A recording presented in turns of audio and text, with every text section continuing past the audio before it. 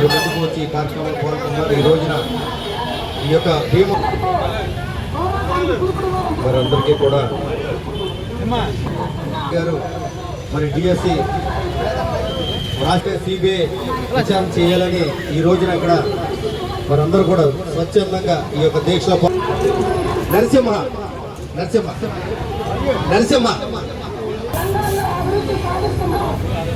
వీరవల్లి ప్రవీణ్ కుమార్ మరి అనేక సంవత్సరాల నుంచి ఉద్యోగాలు లేక డిఎస్సి కోసం ఎదురు చూసిన అనేక మంది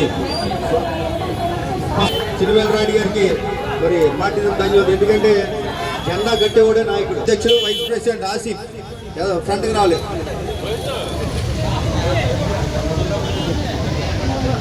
జల్ల ఏడుకొండల గారు,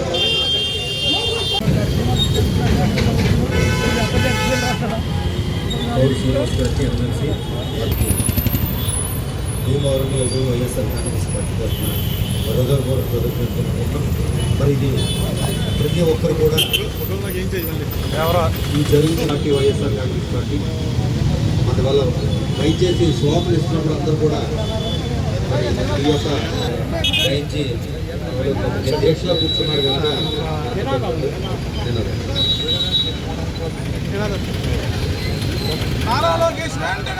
రాజీనామా చేయాలి, రాజీనామా చేయాలి, రాజీనామా చేయాలి, రాజీనామా చేయాలి. జై జగన్, జై జగన్. రాజీనామా చేయాలి, రాజీనామా చేయాలి, రాజీనామా చేయాలి. నారా లోకేష్ వెంటనే, నారా లోకేష్ వెంటనే, నారా లోకేష్ వెంటనే. జై జగన్, జై జగన్, జై వెంటనే. గట్టిగా అరవాల దయచేసి అందరూ.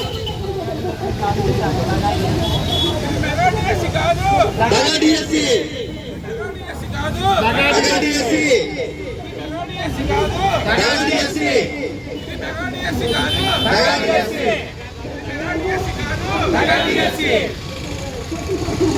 జై జగన్, జై జగన్. లోకేష్ రాజీనామా చేయాలి,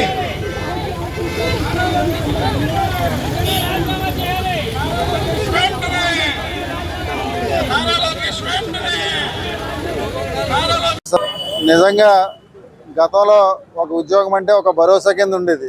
కానీ ఈరోజు కూటమి ప్రభుత్వం వచ్చిన తర్వాత ఏదో ఉద్యోగం అంటే మనీ అన్నట్టుగా తీసుకెళ్ళిన పరిస్థితి రోజు మనం అందరం కూడా చూస్తున్నాం.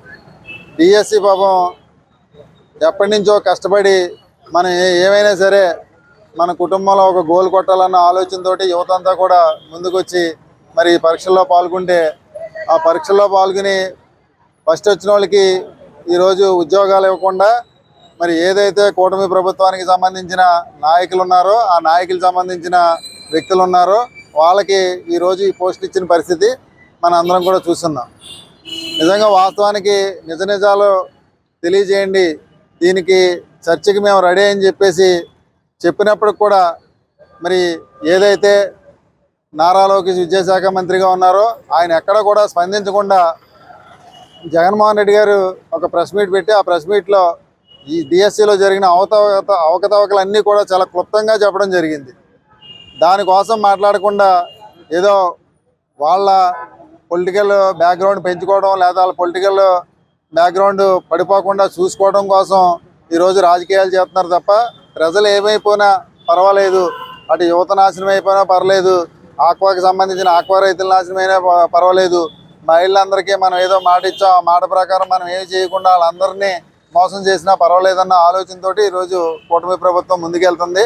రేపు రాబోయే రోజుల్లో ఏదైతే మరి యువత ఉందో ఆ యువత అంతా కూడా ఖచ్చితంగా మనకి రేపు జగన్మోహన్ రెడ్డి గారు వస్తేనే న్యాయం జరుగుతుంది. ఎందుకంటే ఆయన హయాంలో మరి అమ్మఒడి దగ్గర నుంచి ఫీజు రియంబర్స్మెంట్ దగ్గర నుంచి చదువులకి ఏ విధంగా ఆయన మన అందరికి కూడా సహకరించారు, ఏ విధంగా మన తల్లిదండ్రులకి మన చదువులకు ఇబ్బంది లేకుండా మరి అమౌంట్లు ఇచ్చారు అన్నది కూడా ప్రతి ఒక్కరు కూడా గమనించారు. రేపు రాబోయే రోజుల్లో యువత అంతా కూడా జగన్ గారు వెంట ఉండి మళ్ళీ రేపు 2029లో జగన్ గారు ముఖ్యమంత్రి చేయడం ఖాయం.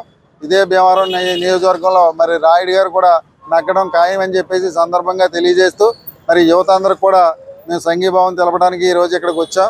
వారు సాయంత్రం వరకు ఇక్కడ ఉంటారు. సాయంత్రం మళ్ళీ 6 గంటలకు వాళ్ళని లేపి మళ్ళీ రేపు ఎల్లుండి అలాగే 3 రోజుల పాటు ఈ రిలే నిరాదీక్షలు చేసి 10వ తారీఖున మేము బైక్ ర్యాలీ చేసి కూడా మొత్తం ఏదైతే భీమవరం నియోజకవర్గం ఉందో భీమవరం నియోజకవర్గం ప్రజలందరికీ కూడా ఈ డిఎస్సి మీద జరిగిన మోసాలన్నింటిని కూడా తెలియజేసే విధంగా దీన్ని కృషి చేస్తామని చెప్పి డిఎస్సి ఎగ్జామ్లో జరిగిన అవకతవకలు ఎంతో అన్యాక్రాంతంగా కష్టపడి చదివిన విద్యార్థులందరినీ పక్కన పెట్టి సిఫార్సులకు అలాగే లంచగొనిదానానికి ప్రభుత్వం తలవొగ్గి మెరిట్ విద్యార్థులందరికీ కాకుండా అరకొరగా చదివినటువంటి వాళ్ళందరినీ కూడా నియామకం చేసినందుకు గాను కష్టపడిన విద్యార్థులందరూ కూడా గత నెల రోజుల నుంచి అనేక పర్యాయాలు ప్రభుత్వానికి అనేక విన్నపాలు చేసుకున్నప్పుడు కూడా ప్రభుత్వం స్పందించిన సందర్భంలో మరి జగన్మోహన్ రెడ్డి గారిని ఆశించిన సందర్భంగా ఆయన పిలుపు మేరకు ఈ రోజున భీమవరంలో విద్యార్థులు తరఫున విద్యార్థులందరూ కూడా నిరాహార దీక్ష చేస్తున్న ఈ సందర్భంగా వైఎస్ఆర్ పార్టీ తరఫున వారందరికీ కూడా మేము మద్దతు ప్రకటిస్తున్నాం.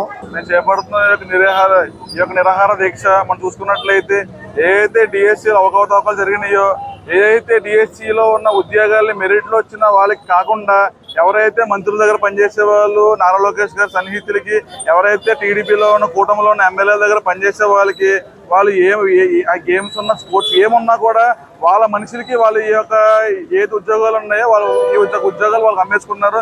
ఏదైతే మెరిట్లు వచ్చిన వాళ్ళకి ఇప్పుడు కూడా స్టిల్ ఈ యొక్క కూటమి ప్రభుత్వం స్పందించట్లేదు. ఇప్పుడు బాగా చదువుకున్న వాళ్ళకి ఎన్నో ఆశలు పడి ఎన్నో కళలు కానీ వాళ్ళు ఈ యొక్క ఉద్యోగం కోసం ఆశిస్తున్నారు. కానీ అదేవిధంగా ఈ యొక్క కూటమి ప్రభుత్వం ఏం చేసిందంటే వాళ్ళందరూ మోసం చేసి వాళ్ళ యొక్క మనుషుల కోసం ఈ యొక్క కూటమి ప్రభుత్వం ఉద్యోగాలు అమ్ముకున్నారు. మేము ఒకటే చేయబడుతున్నాం, మేము ఒకటే తెలియజేస్తున్నాము.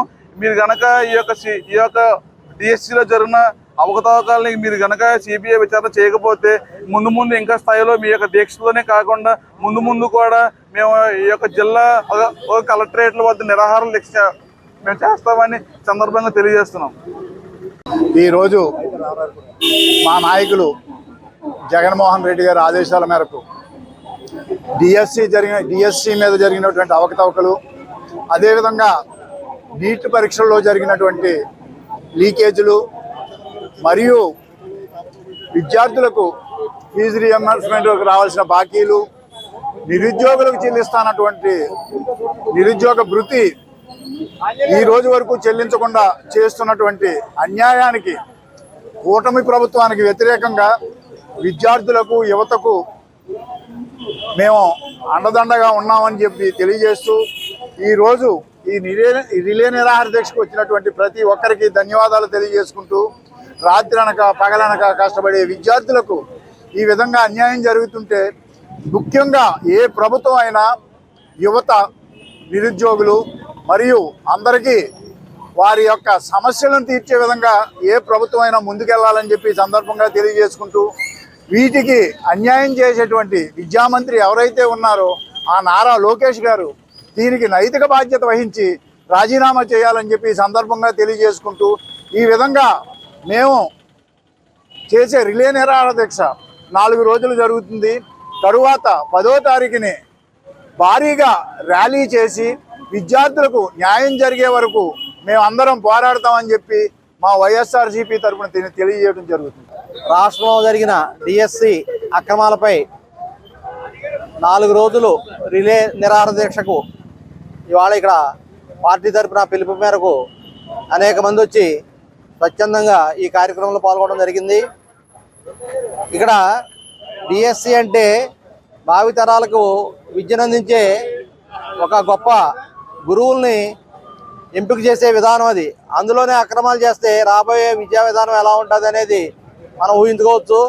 ఇటువంటి అక్రమాలపై సిబిఐ విచారణ చేయాలని, అలాగే నిరుద్యోగులకు ఇస్తాన్న 3000 రూపాయల భృతి చెల్లించాలని, ఈ విద్యాశాఖ మంత్రి లోకేష్ వెంటనే దీనికి బాధ్యత వహిస్తూ రాజీనామా చేయాలని డిమాండ్ చేస్తున్నాం. గత 5 సంవత్సరాల్లో జగన్మోహన్ రెడ్డి గారు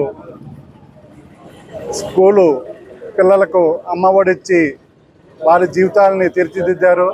అలాగే విద్యార్థులకి ఫీజు రియంబర్స్మెంట్ ఇచ్చి వారి భవిష్యత్తులకి బాట వేశారు.